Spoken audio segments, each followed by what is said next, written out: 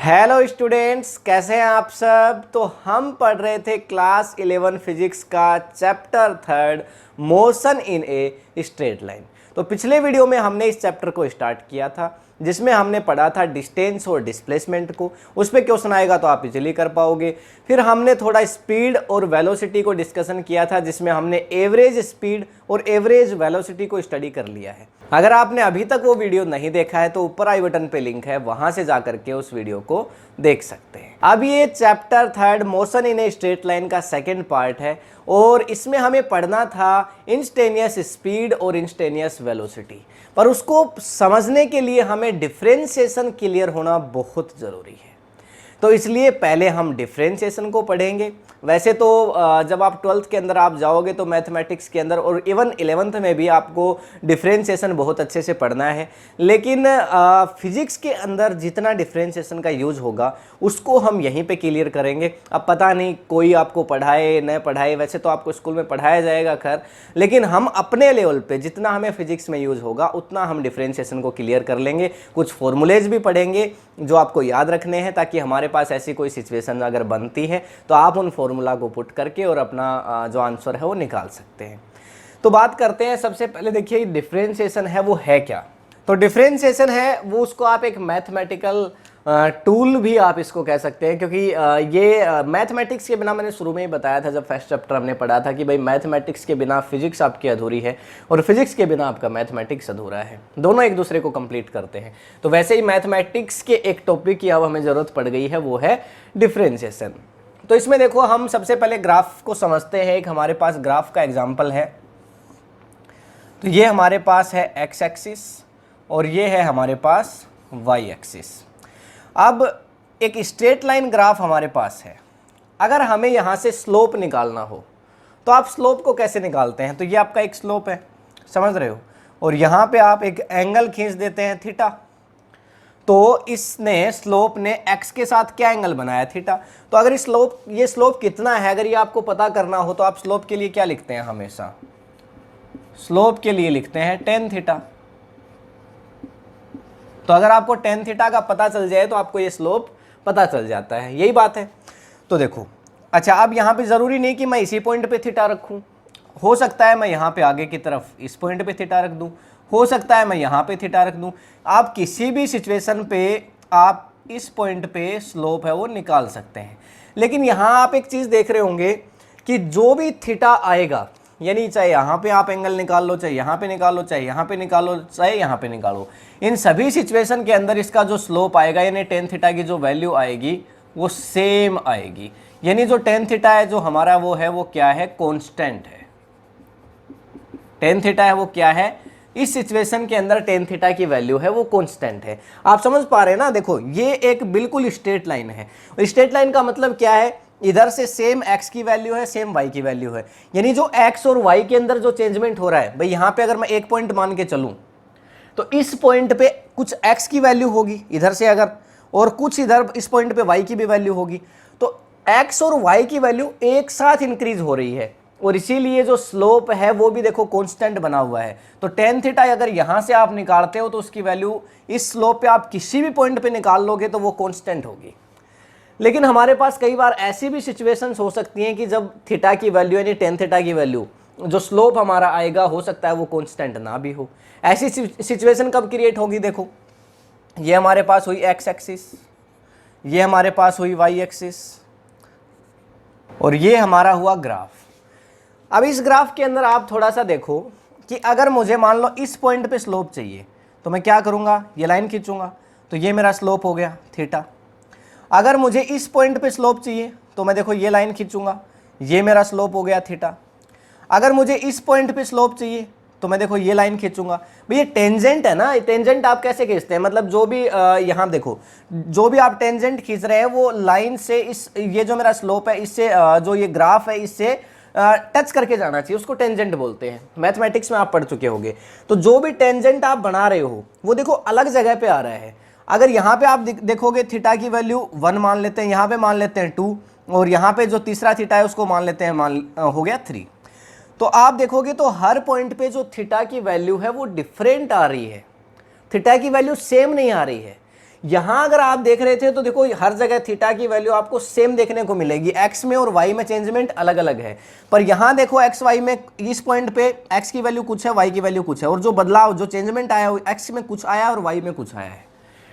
तो ये एक्स और वाई के अंदर जो चेंजमेंट है, इनकी जो वैल्यूज है वो लगातार कंटिन्यूसली बदल रही हैं। तो ऐसा जो स्लोप होगा यहां पे अगर आप टेन थीटा की वैल्यू निकालोगे तो हर बार जो वैल्यू है वो अलग आएगी। तो ये तो क्या हो गया, ये जो सिचुएशन हुई ये किसके लिए हुई, कांस्टेंट के लिए। ये जो सिचुएशन हुई है वो कांस्टेंट के लिए हुई, पर ये वाली सिचुएशन है वो नॉन कांस्टेंट है, या फिर आप इसको बोल सकते हो वेरिएबल। इसको आप वेरिएबल कह सकते हैं, मतलब लगातार जो वैल्यू है वो बदलती जा रही है। तो मैंने आपको ये दो टाइप समझाए, ये हमारा एक टाइप हो गया फर्स्ट, और ये हमारा एक दूसरा सेकंड टाइप हो गया। मतलब इस दो तरह के आपको ग्राफ है, उसका एग्जाम्पल लेके अब हम समझेंगे कि भैया हम स्लोप को कैसे फाइंड आउट करते हैं। बेसिकली डिफरेंशिएशन पे अभी हम पहुंचे नहीं हैं, धीरे धीरे करके पहुंचेंगे, स्टेप बाय स्टेप। जब पहुंच जाएंगे तो आपको बता दूंगा। इसका स्क्रीनशॉट लेना चाहो ले सकते हो। तो पहले देखो कांस्टेंट वाली सिचुएशन के लिए स्लोप को फाइंड आउट करते हैं। पहली सिचुएशन हमारी कैसी थी, कांस्टेंट के लिए हम स्लोप को फाइंड आउट करेंगे। देखो ये हमारे पास हो गया y और यहां पे हमारे पास हो गया x, ठीक है। और जो हमारा ग्राफ है वो कैसा है, बिल्कुल कांस्टेंट है, मतलब जो स्ट्रेट लाइन है। तो इसके अंदर सिचुएशन बिल्कुल कैसी है, कांस्टेंट है। यहां पे हमें थीटा की वैल्यू निकालनी है, तो हम एक पॉइंट ये ले लेते हैं, दूसरा पॉइंट ये ले लेते हैं। कहीं भी स्लोप के ऊपर हम 2 पॉइंट लेंगे तो थीटा तभी तो निकाल पाएंगे। तो यहाँ पे ये हमारे पास आप देखोगे तो एक ट्राइंगल बन गया, ठीक है। यहाँ पे x की कुछ वैल्यू है, होगी ना, ज़रूर होगी। और यहाँ पे इस पॉइंट पे y की भी कुछ वैल्यू है, ज़रूर होगी। तो यहाँ पे x की वैल्यू को मान लेते हैं x1 और y की वैल्यू को मान लेते हैं y1, ठीक है। अब ठीक इसी तरह से इस पॉइंट पे x की कुछ वैल्यू होगी, देखो, और y की भी इस पॉइंट पे कुछ ना कुछ वैल्यू होगी, ये देखो। तो इस पे जो x की और y की वैल्यू हो उसको x2 और y2 मान लेते हैं, ठीक है। तो ये हमने मान लिया x2 और ये हमने मान लिया y2, ठीक है। यहाँ तक कोई दिक्कत नहीं। हमें निकालना है थीटा, हमें ये थीटा निकालना है, क्योंकि हमें तो स्लोप चाहिए ना, हमें चाहिए स्लोप, मतलब हमें चाहिए टेन थीटा, ये चाहिए हमें। अच्छा, टेन थीटा किसके इक्वल होता है, आपकी शॉर्ट ट्रिक याद करो, perpendicular base perpendicular upon hypotenuse base, ये शॉर्ट ट्रिक होता है। टेन थीटा क्या होगा, परपेंडिकुलर अपॉन में बेस, ये आपका परपेंडिकुलर और अपॉन में बेस। परपेंडिकुलर क्या है हमारा, देखना आप, हमें ये वैल्यू चाहिए। अगर इस ट्राइंगल को नेम दे दिया जाए ए, बी और सी, तो हमें AC की वैल्यू चाहिए, समझ पा रहे हो। तो देखो यहां तक ये कितना है, x1 है, और यहां तक ये कितना है, x2 है, समझ पा रहे हो ना। तो ये वैल्यू कितनी है, x2 माइनस x1। इसमें किसी को दिक्कत तो नहीं होनी चाहिए भाई। ये वैल्यू मेरे पास x1 है यहां तक, और ये पूरी वैल्यू मेरे पास क्या है, x2 है यहां तक। ये पूरी वैल्यू क्या है, x2 है। ऐसे सॉरी, ये y1 इधर क्या है, y1 है, और इधर क्या है, y2 है, ठीक है। और नीचे की तरफ ये यहां तक की वैल्यू x1 है, तो ये हो गया x1, और ये पूरी जो वैल्यू है वो क्या है, x2 है, सॉरी ये x2 है, ओके। अब मुझे ये वैल्यू चाहिए, मुझे सिर्फ इसका क्या चाहिए, देखो बेस और परपेंडिकुलर। इसका अगर बेस देखें तो ये वैल्यू है, क्या ये x2 में से x1 को निकाल दें तो आ जाएगी। तो इसका मतलब ये क्या है, x2 माइनस x1, यही तो है। और ये वैल्यू क्या है, ये पूरा अगर y2 है, ये पूरा अगर y2 है तो y1 निकाल दे तो ये y2 माइनस y1 ये वैल्यू बच जाएगी आपके पास। तो इसका मतलब ये क्या है, y2 माइनस y1, बिल्कुल। तो यहाँ पे मैं टेन थीटा इक्वल्स टू क्या लिख सकता हूँ, टेन थीटा या स्लोप इक्वल्स टू क्या हो जाएगा, देखो परपेंडिकुलर क्या है हमारा, y2 माइनस y1 अपॉन, और ये हमारे पास क्या होगा, x2 माइनस x1, ठीक है। तो ये टेन थीटा की वैल्यू इस तरह से आप निकाल सकते हो। और इसके अंदर ये जो कांस्टेंट सिचुएशन हमने देखी, इसमें हमारा स्लोप भी क्या बना रहता है, इसमें हमारा स्लोप भी बना रहता है कांस्टेंट। क्या बना रहता है? कांस्टेंट। इसमें हमारा स्लोप भी कांस्टेंट रहता है। अब चाहे आप यहां पे x1 ले लेते, समझ पा रहे हो ना, और यहां पे x2 ले लेते, लेकिन लास्ट में जब x2 माइनस x1 करते तो सेम ही वैल्यू आपके पास निकल के आती। तो मतलब x की वैल्यू और y की वैल्यू जब साथ साथ, मतलब x की वैल्यू और y की वैल्यू जब साथ साथ बढ़ रही होती हैं, तो ऐसी सिचुएशन में आपका स्लोप हमेशा कांस्टेंट आता है। ये बात आपको आई होप क्लियर हो चुकी होगी। अब दूसरी सिचुएशन हम देखेंगे जो वेरिएबल हम वाला हमारा ग्राफ था। इसमें तो हमें ज़्यादा दिक्कत नहीं आई स्लोप निकालने में, टेन थीटा निकालने में। अब आप सोच रहे हो कि सर हम ये सब कर क्यों रहे हैं? हम ये सब डिफरेंशिएशन को समझने के लिए कर रहे हैं, पर चिंता मत करो, जल्दी आपको समझ आएगा। तो स्क्रीनशॉट ले लो। अब सेकेंड सिचुएशन, जब आपका ग्राफ कैसा हो? वेरिएबल। जब आपका ग्राफ कैसा हो? वेरिएबल हो। सिंपल सिचुएशन को लिखते हैं। तो ये हमारे पास हो गया y और यहाँ पे हमारे पास हो गया x और ये हो गया हमारा ग्राफ। तो इस पे भी हम 2 पॉइंट ले लेते हैं, बड़ा आसान है 2 पॉइंट लेना। ये हमने एक पॉइंट लिया, ये हमने दूसरा पॉइंट लिया, ठीक है। तो यहाँ पे भी कुछ x1, ये हमारा क्या हो जाएगा? x1 और यहाँ पे y1, और ऐसे ही यहाँ पे क्या हो जाएगा? x2 और y2, ठीक है। यहाँ पे भी एक ट्राइंगल खींच लेते हैं, ये हमारा हो गया ट्राइंगल, और यहाँ से भी हम निकाल लेते हैं थीटा, क्योंकि हम निकालना चाहते हैं स्लोप हमारा। पर एक मिनट, अगर यहाँ से इस पॉइंट पे मैं एक स्लोप बना दूं, तो यार मेरा स्लोप तो यहाँ दूसरे पॉइंट पे टच कर ही नहीं रहा। उसमें तो टच कर रहा था, उसमें तो अगर एक पॉइंट पे मैं स्लोप खींच रहा था तो पूरे स्लोप पे, यानी पूरा एकदम लाइन पे टच कर रहा था। पर यहाँ पे तो जो मैं टेंजेंट बना रहा हूँ ये मेरे दूसरे पॉइंट पे टच नहीं कर रहा। तो फिर दोनों पॉइंट के लिए मेरा सेम स्लोप कैसे हो सकता है? तो इस सिचुएशन के लिए मैं क्या कर सकता हूं? तो देखो, यहां पे मैं ऐसा मान के चलूंगा कि y2 minus y1 tends to 0 और x2 minus x1 tends to 0।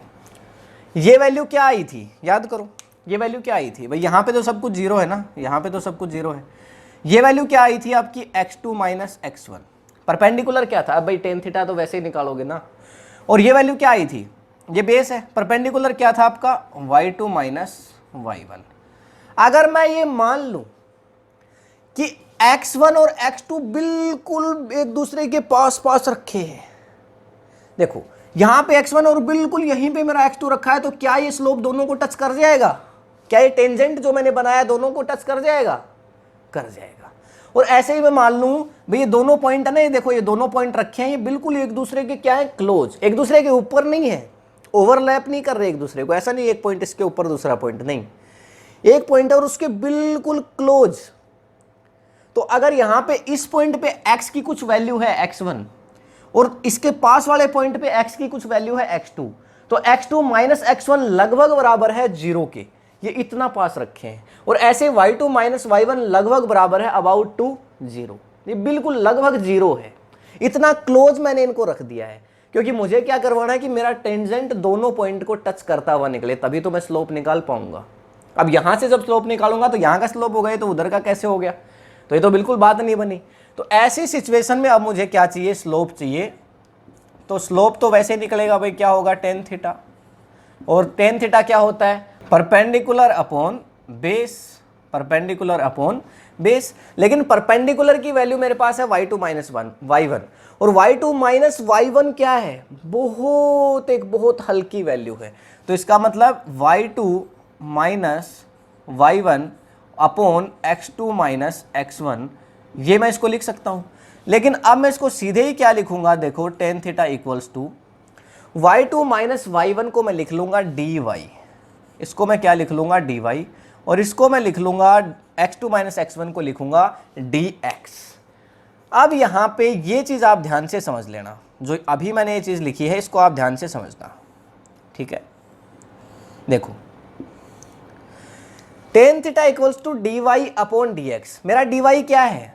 ये है मेरा D Y y2 minus y1। मतलब ये मेरे पास एक ट्राइंगल है, इसको मैंने बाहर निकाल लिया,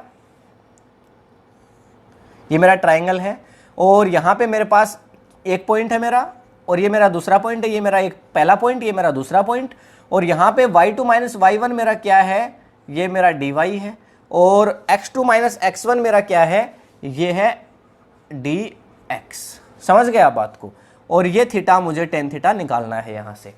तो बेस परपेंडिकुलर अपोन में बेस, तो dy अपोन में dx। मतलब जब आप छोटा सा, बिल्कुल छोटा सा टुकड़ा लेते हैं, आप जब एक बहुत बड़ी चीज का एक छोटा सा टुकड़ा उठाते हैं ना, तब आप ये मान लो उसको d साथ में लगा के लिख दिया जाता है। अब ये y पे हमने छोटा सा एक पीस लिया तो उसको dy ले लिया, और जब हमने x पे लिया तो उसको हमने dx ले लिया। इसलिए हमने लिखा है ये y2 माइनस y1 को dy ले लिया, और बिल्कुल क्योंकि इनका डिफरेंस है ना वो बहुत ज्यादा कम है, और ऐसे ही x2 माइनस x1 का जो डिफरेंस है वो बहुत ज्यादा लेस है, इसलिए इसको dx लिया है।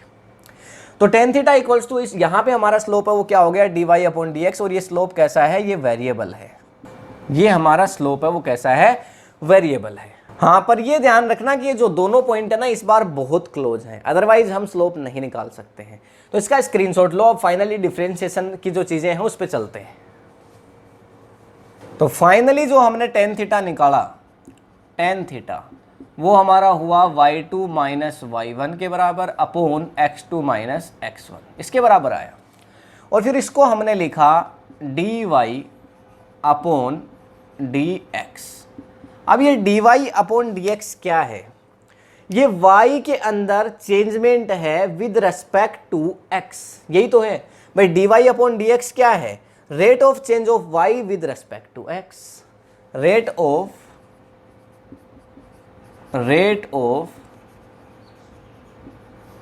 Change of y with respect to x, rate of change of y with respect to x।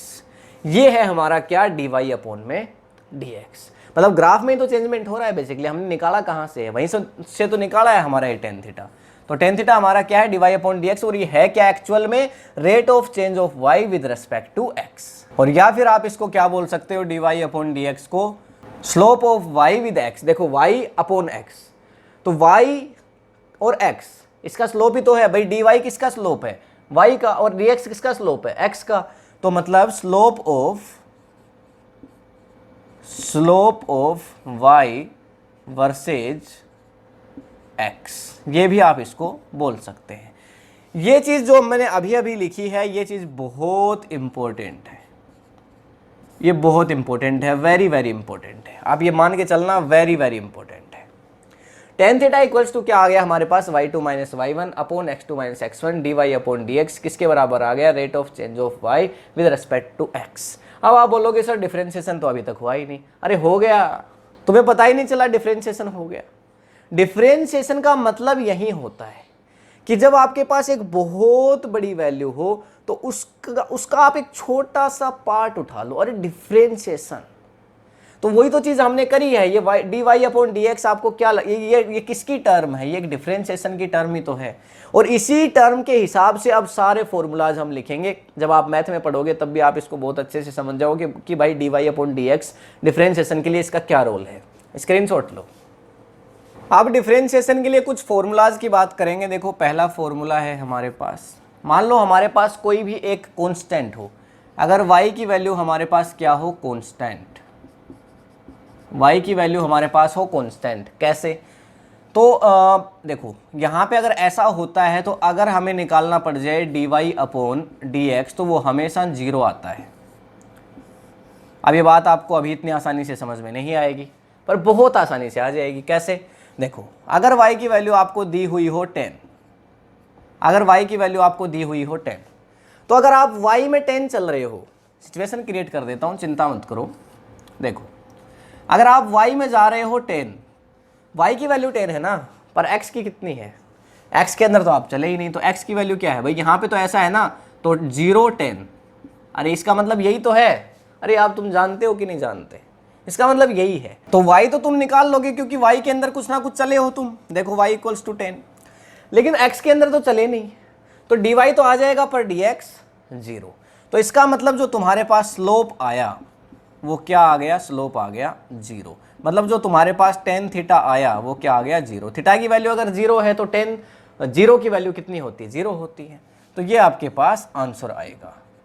कहने का मतलब जब भी अगर आपके पास y की वैल्यू कांस्टेंट हो और उसका डिफरेंशिएशन आपको करने को बोला जाए, अरे dy अपॉन dx का मतलब डिफरेंशिएशन, आप डिफरेंशिएशन ही निकाल रहे हो उसका, समझ रहे हो।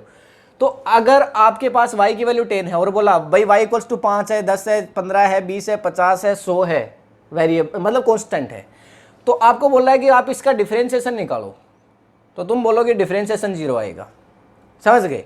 बस यही कहना चाह रहा हूँ, ये फॉर्मूला है, याद कर लो। जब भी आपको किसी कांस्टेंट का डिफरेंशिएशन निकालना हो तो वो हमेशा आता है 0, उसका स्लोप आता है 0, टेन थीटा उसके पास आता है 0। तो पहला फॉर्मूला हो गया। दूसरा है x की पावर n। अगर x की पावर n हो और इसके लिए आपको बोला जाए कि आप क्या निकालो, इसका डिफरेंशिएशन करो, तो आप क्या करोगे भाई, डिफरेंशिएशन आपको करना होगा तो आप करोगे dy अपॉन dx। और जब आप ये करोगे तो क्या होगा, n जो पावर है ना n वो यहाँ आ जाएगी और फिर उसके बाद होगा x की पावर n माइनस 1, ये इसका डिफरेंशिएशन होगा। n डॉट x n की पावर माइनस 1, n माइनस 1, समझ गए। इसका एग्जाम्पल लेता हूँ, अभी आपको बात क्लियर हो जाएगी, ऐसे बातें क्लियर होती नहीं है, ठीक। एग्जाम्पल लेते ही आपकी बात है वो क्लियर होगी। देखो इसका एग्जाम्पल लेते हैं, मान लो आपको क्या बोल रहा है, क्वेश्चन में आपको बोल दिया x की पावर 5 और आप इसका डिफरेंशिएशन करके बताओ। तो आपने क्या लिखा भाई, फॉर्मूला याद करो, तो इसका dy अपॉन dx मुझे निकालना है, तो मैंने लिखा dy upon dx equals to, तो सर ने बताया था पहले n आएगा तो मतलब पहले 5 आएगा, फिर आएगा x की पावर n माइनस 1 मतलब 5 माइनस 1, तो मैं क्या कर दूंगा x की पावर 5 माइनस 1, तो क्या आ जाएगा 5x की पावर 4। दिस इज आंसर, समझ गए ना। x की पावर n, इसका मतलब क्या हो गया, इसका आंसर मतलब x की पावर 5 का आंसर क्या आएगा 5x की पावर 4। अगर यहाँ x की पावर 10 होता तो क्या आ जाता 10x की पावर 9, मतलब एक माइनस हो जाता ना। तो ऐसे ही होता है, तो इसका मतलब x की पावर n का कभी भी आपको डिफरेंशिएशन करना हो तो ये फॉर्मूला अप्लाई कर लेना, ले लो स्क्रीनशॉट। चलो इसी का एक एग्जाम्पल और देख लेते हैं। देखो एक और एग्जाम्पल है, अगर आपको दे दिया गया है इस बार y इक्वल्स टू, ठीक है ना, ये वैल्यू किसकी है, ये वैल्यू y की है, y की वैल्यू दे रखा है x की पावर 5, y इक्वल्स टू अगर x की पावर n आपको दिया जाता है, समझ गए। तो y इक्वल्स टू इस बार आपको दिया गया है 1 अपॉन रूट एक्स दिया हुआ है और आपको बोल रहा है कि इसका डिफरेंशिएशन करके बताओ। फॉर्मूला तो तुम्हारे पास है पर तुम थोड़ा सा देख नहीं पा रहे हो, सर 1 अपॉन रूट एक्स ऐसा तो कुछ आपने बताया नहीं था अपॉन में। तो देखो अगर इसको ऊपर ले आऊं मैं तो ये क्या हो जाएगा, इसको मैं ऐसे लिख सकता हूँ 1 अपॉन एक्स की पावर 1/2, क्या इसको ऐसा लिखा जा सकता है।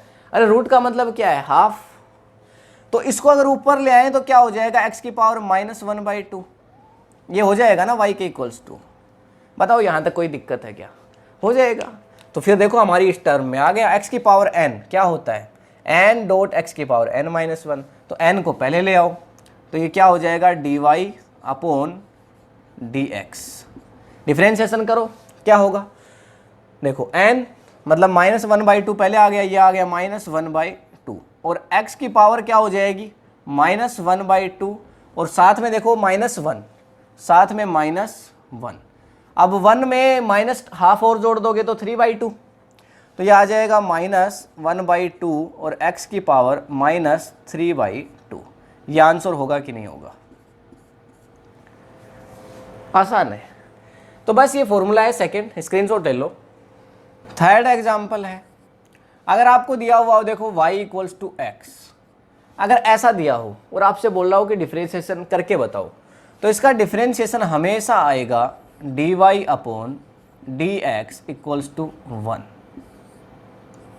ये हमेशा 1 आएगा।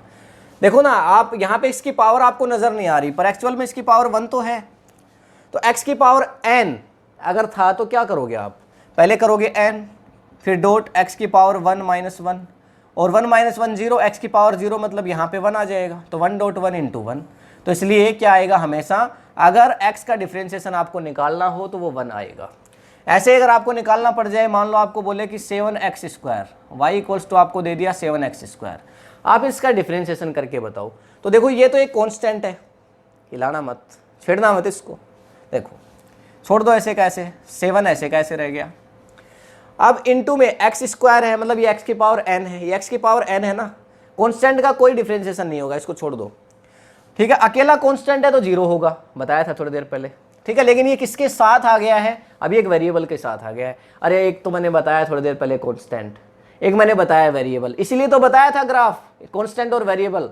देखो कांस्टेंट को रख दिया, ये आया वेरिएबल, वेरिएबल है वो चेंज हो सकता है।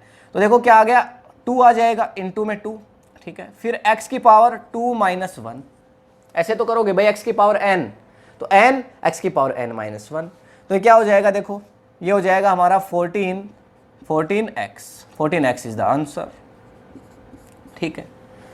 नहीं समझ में आई बात, एक और एग्जाम्पल देख लो, ठीक है। ये एक एग्जाम्पल है हमारा, एक और एग्जाम्पल देख लो।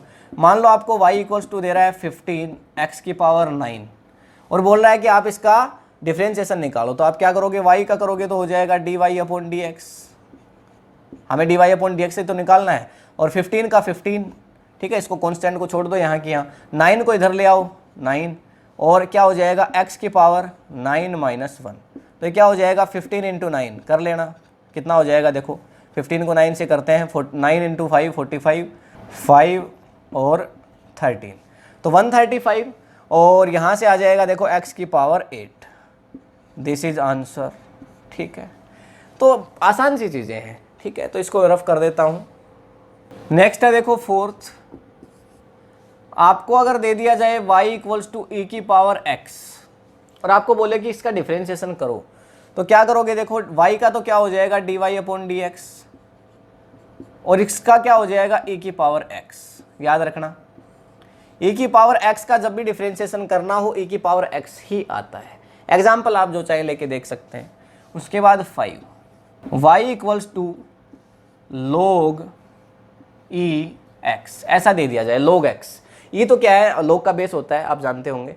तो log x का अगर आपको डिफरेंशिएशन करना हो तो देखो y का तो क्या हो जाएगा dy अपॉन dx, और log x का हमेशा होता है 1 upon x, clear. log x का हमेशा 1 अपॉन x होता है, ठीक है। 6, y इक्वल्स टू दे दिया a की पावर x, a की पावर x का करके बताओ, तो क्या होगा, देखो y का तो हो जाएगा dy अपॉन dx, और इक्वल्स टू ये हो जाएगा a की पावर x और साथ आ जाएगा log e और a, ठीक है। ऐसा होगा a की पावर x और log a, ये हो जाएगा। log के साथ e तो हमेशा ही आएगा, बेस तो हमेशा log के साथ आता ही है, e तो आएगा, तो a की पावर x और log a, ठीक है। इसका एग्जाम्पल ले लेते हैं, जैसे मान लो लिख दिया 5 की पावर x, ऐसा दे दिया 5 की पावर x, और इसका आपको बोला कि इसका एग्जाम्पल है, देखो ये यहाँ पे लिख देता हूँ एग्जाम्पल, देखो 5 की पावर x, और आपको बोला कि इसका डिफरेंशिएशन करके बताओ, y इक्वल्स टू दिया है आपको 5 की पावर x, तो आपको क्या करना है dy अपॉन dx, y का तो ये हो जाएगा, और ax का क्या होता है, देखो ax लोगे तो सबसे पहले आ जाएगा 5 की पावर x और फिर आ जाएगा log e और 5, समझ गए, ये आंसर होगा, ठीक है। तो आई होप यहाँ तक कोई दिक्कत नहीं होनी चाहिए। नेक्स्ट चलते हैं 7 पे, y equals to sine x, ये फॉर्मूला है, रट लेना इनको, समझ गए भाई। y इक्वल्स टू e की पावर x का क्या होता है, y equals to log x का क्या होता है 1 अपॉन x, a की पावर x का क्या होता है ax log a, रट लेना, फॉर्मूलाज हैं ये, याद करने पड़ेंगे। देखो y equals to sine x, sine x का होता है कोस x, कुछ नहीं होता dy upon dx, dy upon dx equals to cos x, और ये आता है पॉजिटिव, ठीक है। लिखो चाहे मत लिखो, पॉजिटिव है कोस x। 7, फिर 8 पे चलते हैं, साइन x आ गया, फिर कोस x, तो y equals to cos x। अगर ऐसा मिल जाए तो क्या करेंगे, ये याद रखना, साइन का जब करते हो तो पॉजिटिव कोस x आता है, पर कोस का करते हो तो माइनस नेगेटिव साइन x आता है। तो ये हो जाएगा dy upon dx equals to minus sine x, dy upon dx, cos का क्या होगा माइनस साइन x, ठीक है। तो इसका स्क्रीनशॉट ले लो, ये सारे फॉर्मूलाज है ना, 8 हो गए हैं, स्क्रीनशॉट लो। 9 साइन हो गया, कोस हो गया 10, तो y इक्वल्स टू अगर आपको मिल जाए 10x, तो इसका हो जाएगा dy upon dx equals to minus नहीं प्लस ही आएगा, साइन के लिए आता है माइनस, साइन के लिए कोस पॉजिटिव आता है, ऐसे ही इसके लिए भी पॉजिटिव आएगा, तो माइनस से फिर से माइनस सेक स्क्वायर एक्स, क्या आ जाएगा सेक स्क्वायर एक्स, ये आ जाएगा। ऐसे ही फिर टेन के लिए देखते हैं, तो आपके पास साइन हो गया, कोस हो गया tan cot, y equals to cot x. अगर कोट एक्स दे दिया जाए तो देखो यहाँ तो सेक स्क्वायर एक्स था, अब आ जाएगा कोसेक स्क्वायर एक्स और वो माइनस का आएगा। तो आपको निकालना हो अगर d Y upon D x, अगर इसका डिफ्रेंशिएशन करना हो तो क्या आ जाएगा माइनस कोसेक स्क्वायर एक्स, ये हो जाएगा माइनस कोसेक स्क्वायर एक्स, ये है सेक स्क्वायर एक्स, ये हो जाएगा कोसेक स्क्वायर एक्स। ठीक है, 11 y इक्वल्स टू दे दिया हो अगर सेक एक्स, तो देखो सेक किसका हुआ था, टेन का हुआ था ना, तो सेक एक्स टेन एक्स, तो d Y upon D x, d Y upon ये याद करने हैं फॉर्मूलाज, इक्वल्स टू क्या हो जाएगा सेक एक्स आ जाएगा और डॉट टेन एक्स। ठीक है, ये हो जाएगा, ये हो जाएगा। ठीक है, और ऐसे ही अब सेक हो गया और लास्ट कोसेक, तो 12 कोसेक के लिए अगर हमें निकालना हो y इक्वल्स टू अगर आपके पास दिया गया हो कोसेक एक्स, तो कोसेक किसके लिए हुआ था, देखो कोट के लिए हुआ था, तो यहाँ पे पहले तो आ जाएगा माइनस, तो minus cosec x dot cot x, minus cosec x dot cot x, ये आ जाएगा d Y upon D x, d Y upon D x. ठीक है, तो ये इंपॉर्टेंट फॉर्मूलाज हैं, आप याद रख लेना। ठीक है, टेन का हो जाएगा सेक स्क्वायर एक्स, कोट का हो जाएगा माइनस कोसेक स्क्वायर एक्स। ठीक है, तो आसान सी बातें हैं, ये फॉर्मूलाज हैं, देखो लर्न करने पड़ेंगे, कोई इसका कोई इलाज नहीं है। अब यहाँ पे अगर हम मैथ पढ़ाने बैठेंगे कि कैसे आया कैसे नहीं आया, हर चीज़ को अगर आपको एक्सप्लेन करेंगे तो बहुत लंबा समय जाएगा, तो हमें जितनी ज़रूरत है हम उतना कर रहे हैं। देखो स्क्रीनशॉट लो, और कुछ एक एग्जाम्पल्स लेते हैं। देखो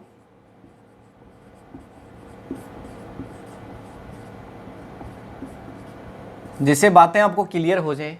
देखो अगर y इक्वल्स टू आपके पास आ जाता है मान लो एक्स स्क्वायर, तो क्या करोगे x की पावर n, अब रिपीट करवा रहा हूँ वापस से ना, तो जिससे चीज़ें क्लियर हो जाएंगी। देखो x की पावर n, तो मतलब क्या होगा, सबसे पहले y का तो हो जाएगा d Y upon D x, x की पावर n, तो यहाँ पे क्या आ जाएगा इक्वल्स टू 2, और फिर x की पावर n माइनस 1 यानी 2 माइनस 1 क्या हो जाएगा, यानी x की पावर 2 माइनस 1, तो ये क्या आ जाएगा 2x। वहीं पे अगर आपके पास आ जाए, ये एक एग्जाम्पल था, ये एग्जाम्पल चल रहे हैं, अब ये फॉर्मूला मत समझ लेना है ना, ये एग्जाम्पल है, ये पहला एग्जाम्पल हो गया।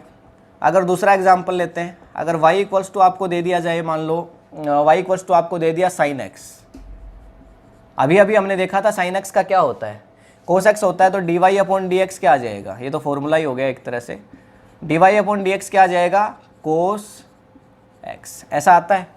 ठीक है, ऐसे ही और एग्जाम्पल ले लो, ऐसे ही अगर आपके पास दिया गया हो 10 एक्स की पावर 5, तो इसका अगर निकालना हो तो d Y upon D x क्या होगा, देखो 10 का तो 10 रह जाएगा, कॉन्स्टेंट का 0 होता है। अगर मान लो आपको 10 का ही निकालना हो y इक्वल्स टू 10, तो 0 आ जाएगा, कॉन्स्टेंट का 0 होता है, लेकिन यहाँ पे कॉन्स्टेंट वेरिएबल के साथ जुड़ चुका है, तो ये कॉन्स्टेंट रह जाएगा ऐसे कैसे, और वेरिएबल का क्या होगा, देखो 5 एक्स की पावर n हो गया, तो इंटू में 5, और x की पावर क्या हो जाएगी 5 माइनस 1, तो कितना हो जाएगा, देखो 50 x की पावर 4, तो ये इसका आंसर हो जाएगा।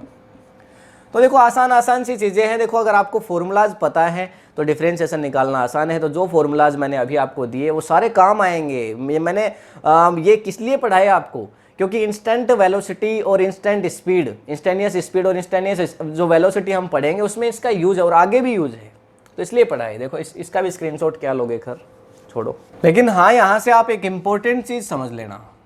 इम्पोर्टेंट चीज़ क्या है, देखो अगर आपके पास मान लो आपको दे रहा हो, जैसे y इक्वल्स टू आपको दे दिया है मान लो साइन थीटा, और आपको इसका क्या पूछ रहा है, आपको इसका पूछ रहा है d Y upon D x, 0 आएगा। इसका d Y upon D x क्या आएगा, 0। तो बोलोगे सर कैसे आया, साइन थीटा का तो माइनस कोस थीटा होता है, साइन थीटा का तो सॉरी कोस थीटा होता है, माइनस नहीं। लेकिन वो कब होता है, जब आपको dy अपॉन डी थीटा निकालना हो। यहाँ तो मैं dx पूछ रहा हूँ, अगर यहाँ होता ना साइन x तब होता कोस x, इसका dy अपॉन डी एक्स। तो यहाँ पे जो चीज़ हो वही अगर आपको यहाँ पे नजर आए, ये भी देख लिया करो। मतलब अगर यहाँ पे आपको दिख रहा है थीटा और यहाँ पे अगर x है तो 0, चाहे कुछ किसी का भी निकालना हो, फिर आपको चाहे आपको निकालना हो एक्स स्क्वायर का, और आपसे y इक्वल्स टू दे रहा है एक्स स्क्वायर, और आपको पूछ रहा है dy अपॉन डी एस।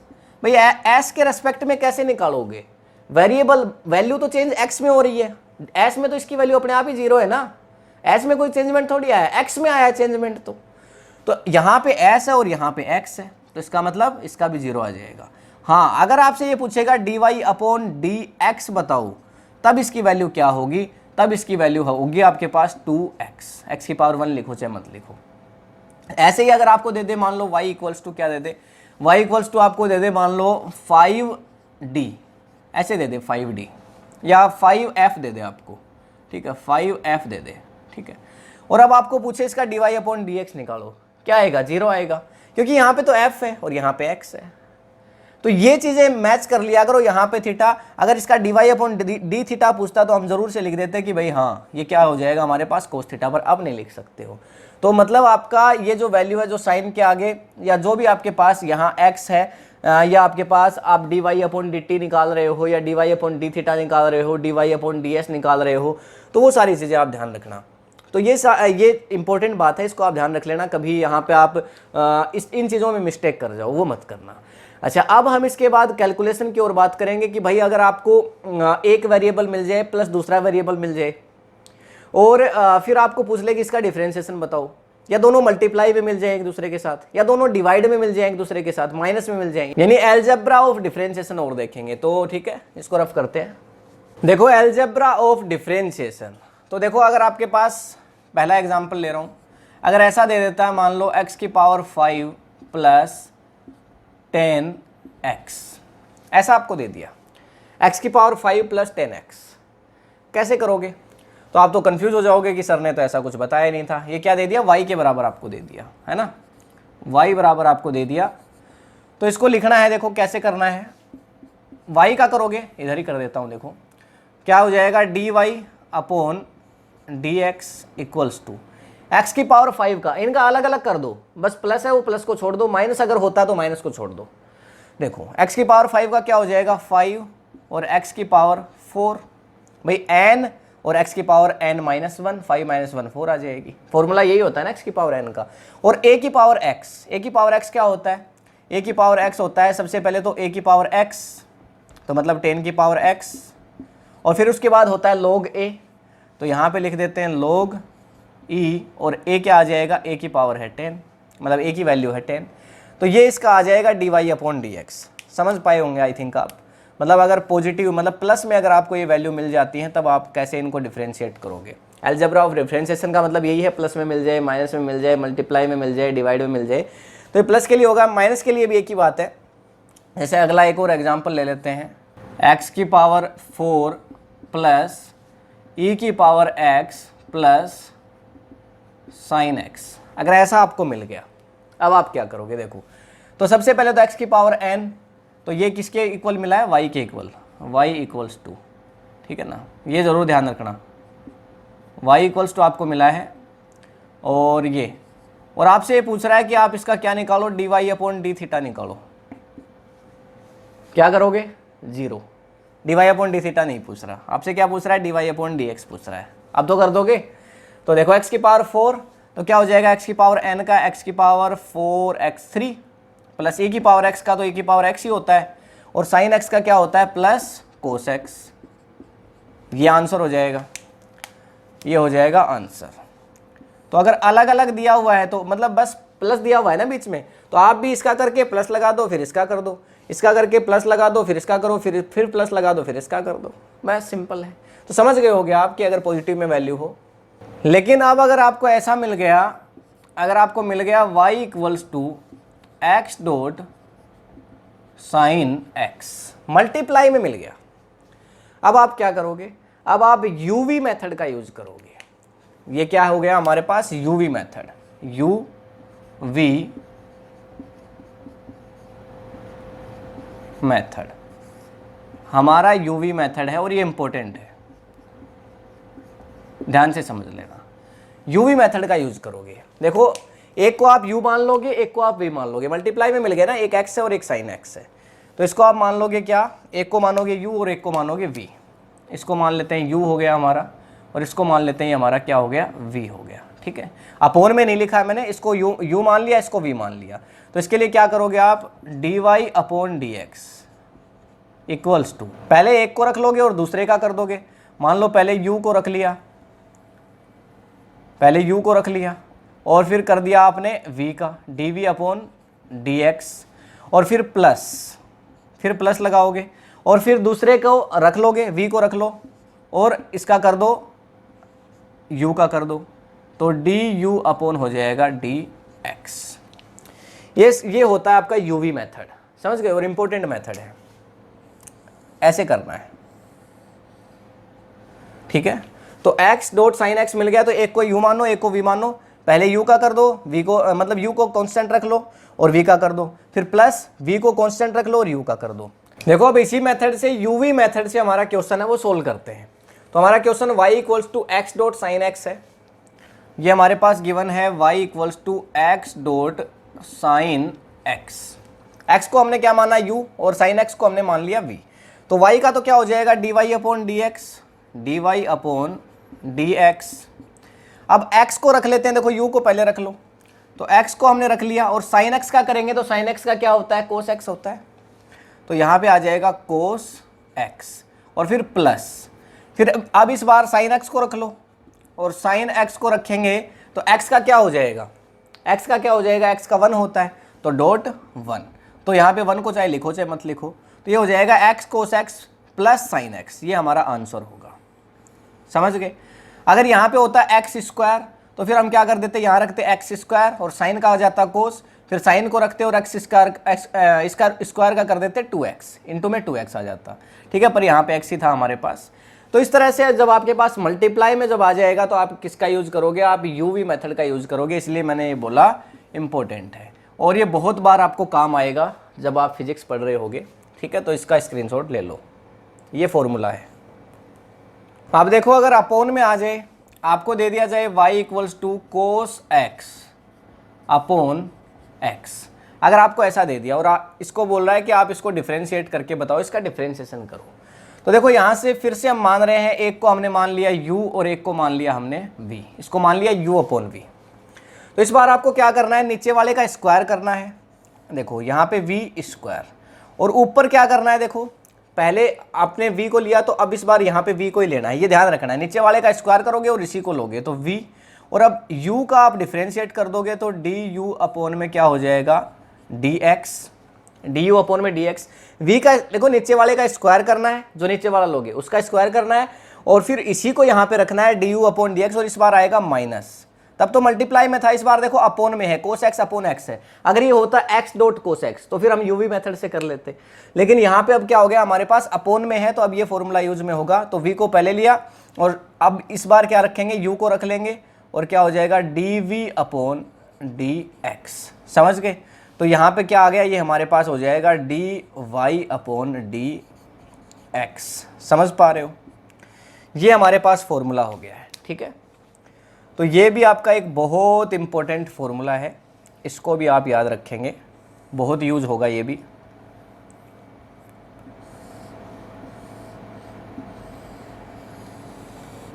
ठीक है, तो ये भी आपका वेरी वेरी इंपॉर्टेंट, ठीक है, वेरी वेरी इंपॉर्टेंट। इसके ऊपर देखो, इसी को सोल्व कर लेते हैं, y अपॉन कोस x, इसको सोल्व करके देखते हैं क्या आएगा। देखो हमारे पास क्या दिया हुआ है, क्वेश्चन हमारे पास दिया गया है y equals to cos x upon x, ये दिया हुआ है, इसको हमें सोल्व करना है। तो हमारा dy अपॉन dx क्या आएगा, देखो dy upon dx equals to, नीचे वाले का क्या करेंगे, स्क्वायर, अगर ये v है और ये u है तो नीचे वाले का स्क्वायर करेंगे, सबसे पहले तो x है तो x का कर देंगे स्क्वायर। ठीक है, अगर e की पावर x होता तो e की पावर x का स्क्वायर कर देते, अगर साइन एक्स होता तो साइन एक्स का स्क्वायर कर देते, cos x upon sine x होता मान लो तो साइन एक्स का स्क्वायर कर देते, अगर टेन एक्स होता तो टेन एक्स का स्क्वायर कर देते, कोई बात नहीं। अच्छा v को यहाँ पे रख दो, ऐसे का ऐसे v को हमने रखा।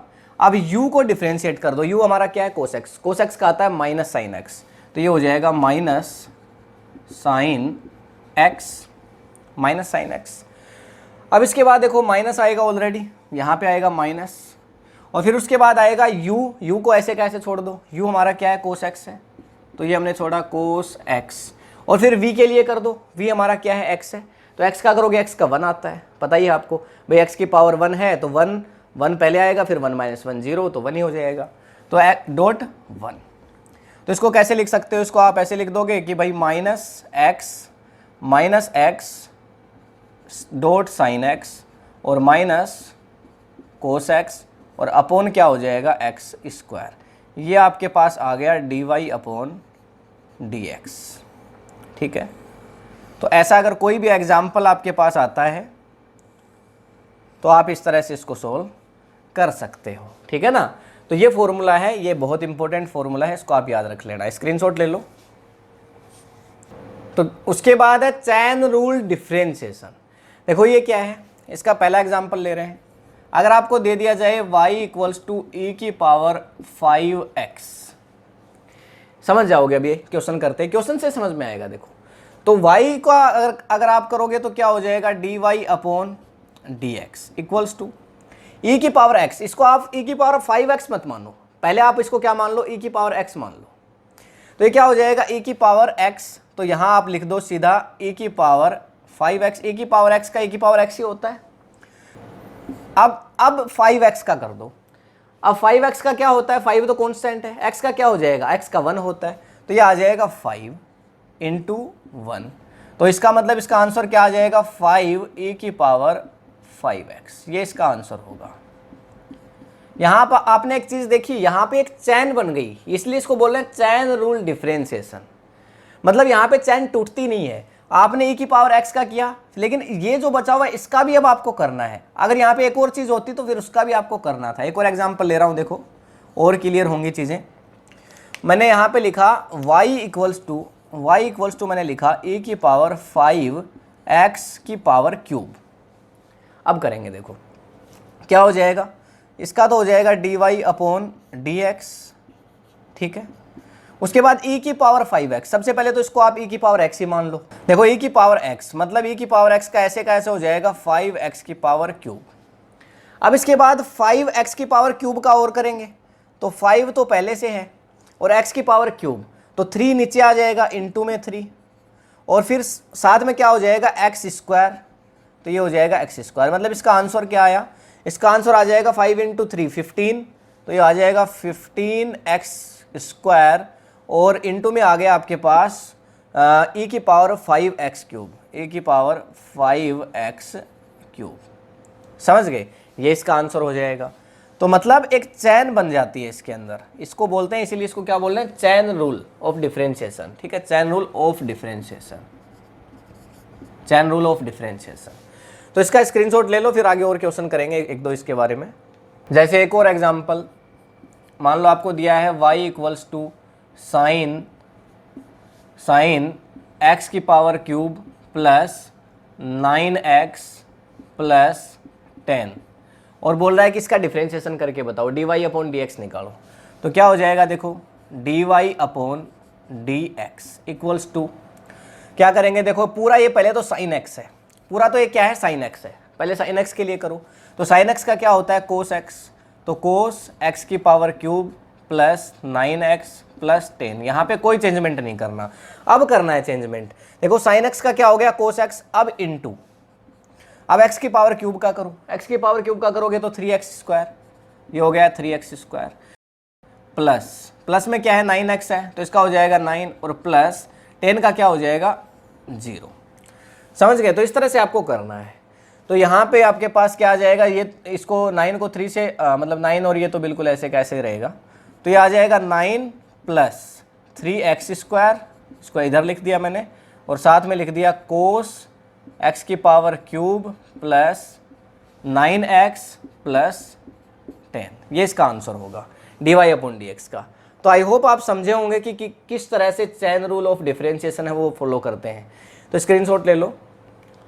अब है application of derivatives.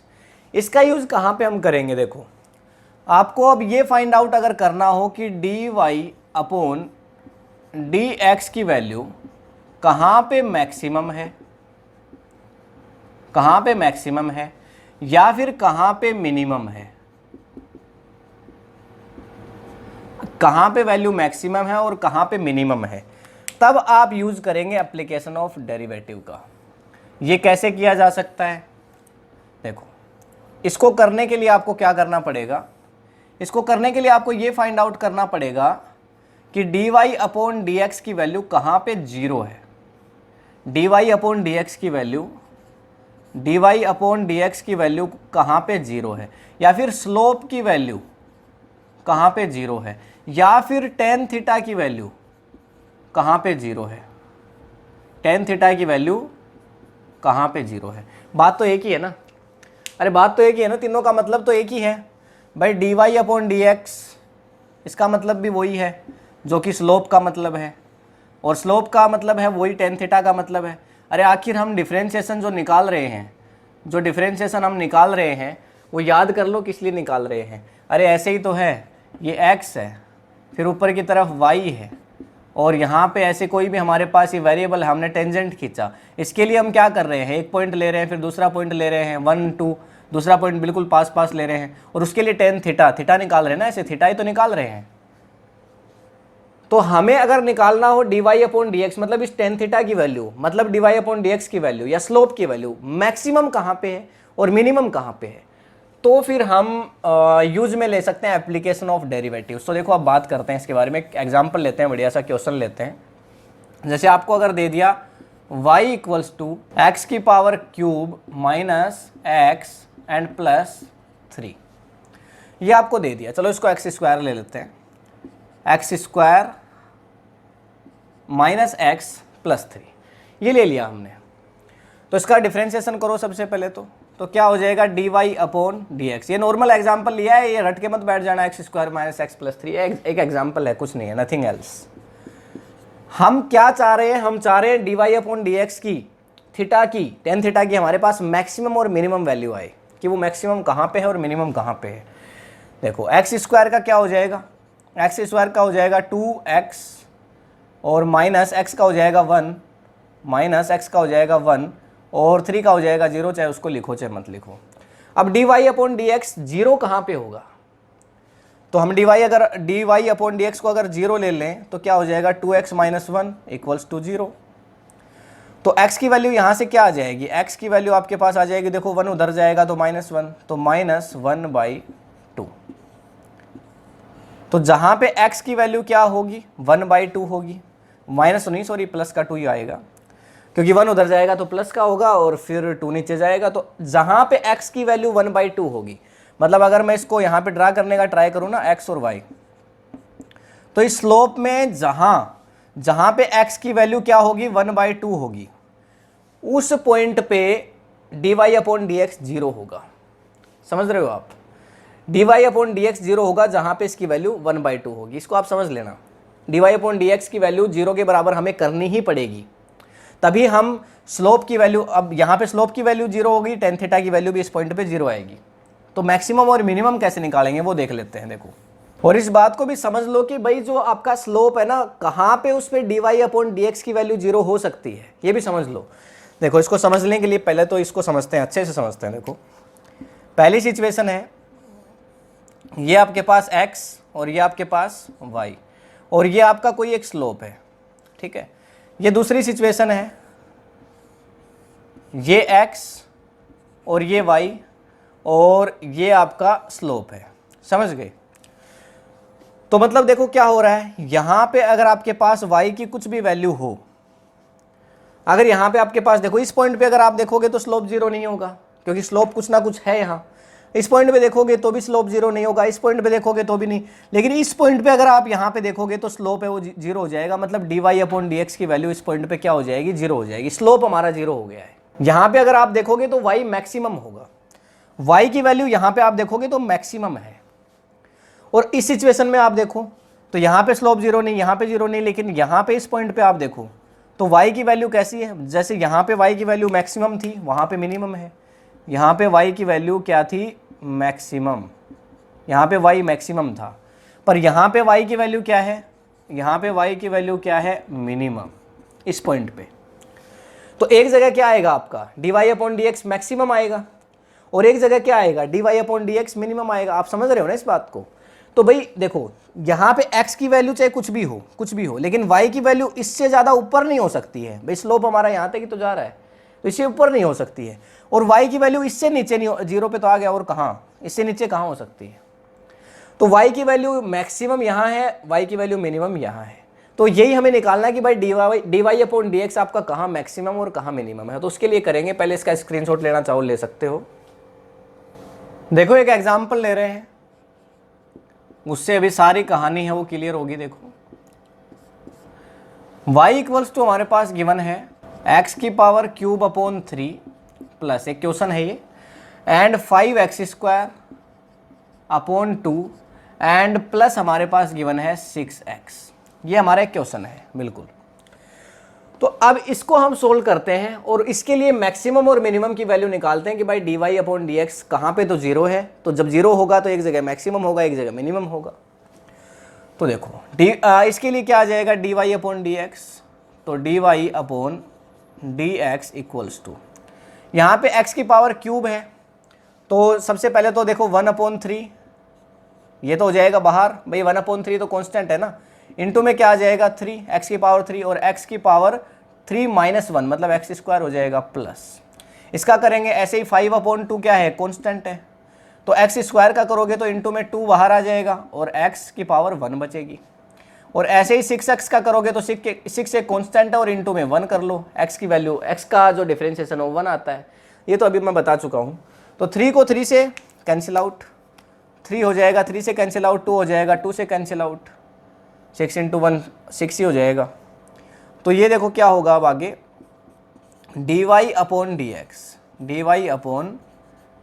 Equals to क्या होगा x² प्लस 5x और प्लस 6, ये आ गया आपके पास dy/dx equals to x² plus 5x plus 6, ये वैल्यू आपके पास आ चुकी है। अब हमें चाहिए कि कहाँ हमारा dy/dx है वो जीरो हो जाए। हम ये चाहते हैं कि कहाँ पे dy/dx की वैल्यू जीरो हो, हम ये निकालना चाहते हैं। तो हम अपने dy/dx को जीरो लेंगे। देखो यहाँ तो क्या आ जाएगा x² plus 5x plus 6 equals to क्या हो गया 0। और यहाँ पे इसके टुकड़े करेंगे तो देखो क्या होना चाहिए 6x² हमारे पास आना चाहिए। भाई यहाँ पे 6x² बनना चाहिए, तो 3 और 2 बिल्कुल हो जाएंगे। तो यहाँ पे क्या हो जाएगा x² plus 3x plus 2x plus 6 equals to 0। यहाँ से किसको कॉमन ले लें, यहाँ से x को कॉमन ले लें, तो देखो क्या आ जाएगा, x को हमने बाहर ले लिया तो यहाँ से बचेगा x प्लस 3, ये आ जाएगा x प्लस 3, और यहाँ से 2 को कॉमन ले लें तो प्लस 2 को कॉमन लिया तो बच गया x प्लस 3 और इक्वल्स टू आ गया हमारे पास 0। यही सिचुएशन है ना। अब देखो यहाँ पे x प्लस 2, एक क्या हो गया आपके पास x प्लस 2 और एक हो गया आपके पास x plus 3 equals to 0। x की दो वैल्यू आ रही हैं, या तो 2 प्लस माइनस 2, भाई यहाँ पे x प्लस 2 इक्वल्स टू 0 लिखोगे एक बार तो 2 वैल्यू आएगी, और x प्लस 3 लिखोगे तो x की 3 वैल्यू आएगी। देखो यहाँ से x की एक वैल्यू आ गई आपके पास -2 और x की दूसरी वैल्यू आपके पास आ जाएगी -3। भैया आप एक बार x प्लस 2 इक्वल्स टू 0 रखेंगे, एक बार आप x प्लस 3 इक्वल्स टू 0 रखेंगे, तो एक वैल्यू आपके पास आ गई x की -2 और दूसरी वैल्यू आपके पास आ गई -3। ये तो आई आपके पास x की वैल्यू, लेकिन आपको ये निकालना है कि y की वैल्यू कहाँ तो मैक्सिमम होगी और कहाँ पे मिनिमम होगी। y की जो वैल्यू है वो कहाँ पे तो क्या होगी मैक्सिमम और कहाँ पे होगी मिनिमम। इसके लिए आप dy/dx को क्या कर रहे हैं, आप dy/dx को इसलिए 0 कर रहे हैं, समझ गए, इसीलिए आपने किया है। x की वैल्यू आपके पास आ गई है। अब हमें क्या करना पड़ेगा, हमें d square Y upon D x square निकालना पड़ेगा। देखो इतना आप चाहो तो स्क्रीनशॉट ले लो एक बार, क्योंकि अब इसके बाद हम थोड़ा सा इधर रफ करेंगे। हमें बस ये वैल्यू चाहिए होंगी एक्स की, और इसके बाद यहाँ से इसको मैं रफ कर रहा हूँ, एक्स की वैल्यू -2 और -3 आई है, इसको रफ कर रहा हूँ। देखो हमें निकालना पड़ेगा d square Y upon D x square, ये हमें चाहिए होगा। अब इसको देख के कन्फ्यूज मत हो जाना कि सर ये क्या लिख दिया आपने।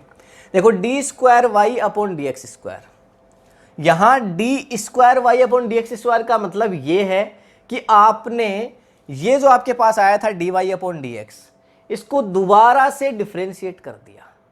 मतलब इसका मतलब ये है कि d Y upon D x, d Y upon D x, d Y upon D x upon D x, आपने x के रेस्पेक्ट में d Y upon D x को दोबारा से क्या कर दिया, डिफ्रेंशिएट कर दिया। और ये जो वैल्यू आपके पास आएगी, अगर ये वैल्यू आपके पास आती है पॉजिटिव, अगर ये वैल्यू आपके पास पॉजिटिव आती है तो आप ये समझ जाना कि जो y की वैल्यू है वो मिनिमम होगी, y की वैल्यू है वो क्या होगी, मिनिमम होगी। और अगर इसकी वैल्यू आपके पास आ जाती है नेगेटिव, अगर आपके पास इसकी वैल्यू आ जाती है नेगेटिव, तो y की वैल्यू आपके पास क्या होगी, मैक्सिमम होगी। समझ गए। देखो हम क्या करेंगे, इसका दोबारा से, ये हमारा क्वेश्चन था भाई, ये तो हमारा क्या है, क्वेश्चन है। इस क्वेश्चन को हम सोल्व कर रहे हैं। इसमें हमें पूछ रहा है कि आप y की मैक्सिमम और मिनिमम वैल्यू आप निकाल के बताओ, ठीक है ना। आप y की मैक्सिमम और मिनिमम वैल्यू निकाल के बताओ। हमने इसका डिफरेंशिएशन किया, इसके लिए x और y की वैल्यू निकाल ली। x की आई थी -2, y की आई थी एक और x की -3 आई थी, x की वैल्यू निकाल ली है हमने। अब हम चाह रहे हैं कि इसका d square Y upon D x square निकालें। ऐसा क्यों, क्योंकि हम ये जानते हैं कि जो हमारे पास अगर इसकी वैल्यू पॉजिटिव आती है तो y की वैल्यू आती है मिनिमम, और y की जो अगर इसकी वैल्यू नेगेटिव आती है तो आपके पास आ जाती है वैल्यू मैक्सिमम। ठीक है, तो करते हैं। देखो सबसे पहले तो d square Y upon D x square करते हैं। इसका दोबारा डिफ्रेंशिएट करोगे, देखो यहाँ पे लिखता हूँ d square Y upon D x square equals to, x square का करोगे तो 2x हो जाएगा, 2x, और 5x का करोगे तो 5 हो जाएगा, तो 2x + 5, और 6 का करोगे तो 0। ठीक है, अब x की वैल्यू 2 आई थी आपके पास, पहली आई थी x की पावर -2, और दूसरी वैल्यू आई थी x की पावर मतलब x की वैल्यू -3। अगर यहाँ पे मैं -2 रखूँ, अगर मैं पहली वैल्यू के लिए बात करूँ, x की power x equals to -2, x equals to -2, तो देखो क्या होगा, d square Y upon D x square क्या हो जाएगा, यहाँ पे x के लिए मैं लिख देता हूँ -2 और +5, तो 5 में से 4 को माइनस कर दो तो कितना हो जाएगा 1। तो इस सिचुएशन में मेरे पास 1 आ गई है और वैल्यू देखो पॉजिटिव आई है। तो मतलब x की वैल्यू जहाँ पे 1 है वहाँ पे y की वैल्यू मिनिमम है, जहाँ पे पॉजिटिव वैल्यू वहाँ पे मिनिमम वैल्यू, ये कहना चाह रहा हूँ। और x की वैल्यू -3 रखो, -3 रखेंगे तो देखो 2 × -3 +5, इस बार देखो -6 +5 तो कितना हो जाएगा -1। तो -1 पे y की जो मैक्सिमम वैल्यू है वो आ गई है। यहाँ पे आप ये मान के चलो y की मैक्सिमम वैल्यू कहाँ पे होगी, एग्जैक्टली जहाँ पे x की वैल्यू 1 होगी, पॉजिटिव मतलब मिनिमम होगी, और नेगेटिव वैल्यू देखो ये आई है -1, तो इस x की वैल्यू -1 पे y की वैल्यू क्या होगी, मैक्सिमम होगी। समझ गए, ये चीज़ें हैं। तो आई होप आपको समझ आया होगा। देखो ये एग्जाम्पल था हमारा, हमने d Y upon D x को हमें 0 करना था, क्योंकि हमें y की मैक्सिमम और मिनिमम वैल्यू चाहिए थी कि भाई कहाँ पे होंगी। हमें ये पता चला x की वैल्यू से, x की वैल्यू देखो D square Y upon D x square हमारा एक बार आया पॉजिटिव, जब पॉजिटिव आता है तो ये वैल्यू हमारे पास मिनिमम होती है। एक बार आया नेगेटिव, जब नेगेटिव आता है तो ये वैल्यू हमारे पास मैक्स होती है। तो मतलब x की वैल्यू -2 पे, x की वैल्यू -2 पे जो हमारी y की वैल्यू है वो कैसी है, मिनिमम, क्योंकि यहाँ D square Y upon D x square की वैल्यू पॉजिटिव आ रही है। और x की वैल्यू -3 पे, x की वैल्यू जब आप -3 रख रहे हो तब ये नेगेटिव आ रहा है, इस वजह से x की वैल्यू -3 पे जो y की वैल्यू है वो कैसी है, मैक्सिमम है। समझ गए होंगे आप, स्क्रीनशॉट लो। आपको एक तो निकालना होता है dy